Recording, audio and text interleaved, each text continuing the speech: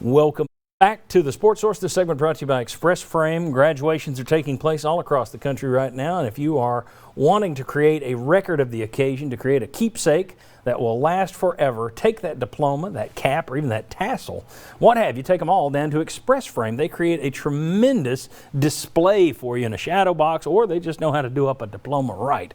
Express Frame, they are artists in what they do. I've used them for many, many years. I think everyone on this set has used them at one time or another. ExpressFrame.net to know more, but visit them out there at the Common Shopping Center on Peters Road, Express Frame. Okay, as I mentioned, a lot of folks out there want to see improvements to Lindsey Nelson Stadium. The baseball fans want to see that. And I think most Tennessee fans would agree with me that you shouldn't be the 13th best anything in the SEC. I don't care if it's the Tiddlywink room. You shouldn't be 13th. A lot of fans really want to see improvements on the south and east sides of Neyland Stadium. It is 100 years old this year. They've improved the other two areas. They keep pushing the other stuff back, so you got to have money for that. Meanwhile, while you need money to do all that, you've got a fan base who's saying, I'm not giving them any more money because they always lose. They're not competing for national championships, in many cases not even for conference championships. Danny White's job is to thread that needle and get people to give, even though they're mad about what's going on over there, to where they can make the improvements that they want to see. My question to you is, does he get that done?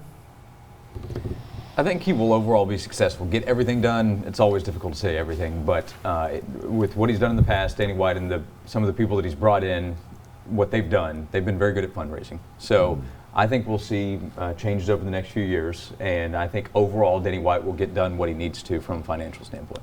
Yeah, Neyland Stadium, top of the list, and then Lindsey Nelson? I would think so. We're still talking football, exactly. King of the athletic department. 100,000 versus 4,200 in terms of seating. Yeah, and what's unfortunate for Lindsey Nelson Stadium is so often baseball has been cut back. They've been talking about doing improvements to Lindsey Nelson for years, as you guys know.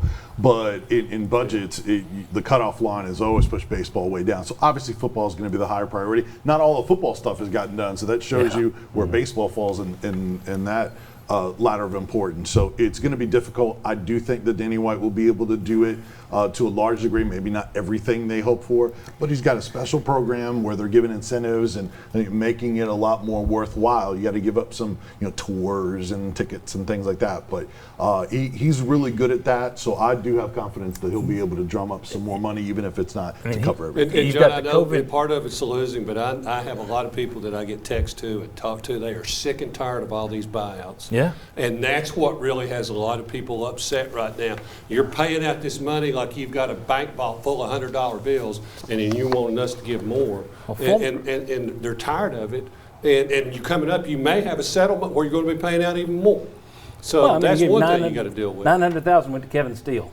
That was 900,000 that could have gone to the $20 million for Lindsey Nelson Stadium. If you wanted to. 1.4 is going to Philip Fulmer, who loves his university as much as he says. Write a check to Lindsey Nelson. Yeah, and Chuck's right. If you find out, hey, you know what, Tennessee's settling with Jeremy Pruitt and paying him millions of dollars, how do fans react to that? That's another wild card. Well, and the other problem for Danny White is he's also got the hole that just came with COVID. Because of the NCAA stuff that he has inherited, you're not going to have the bowl share of the SEC revenue for at least 1 year, probably two.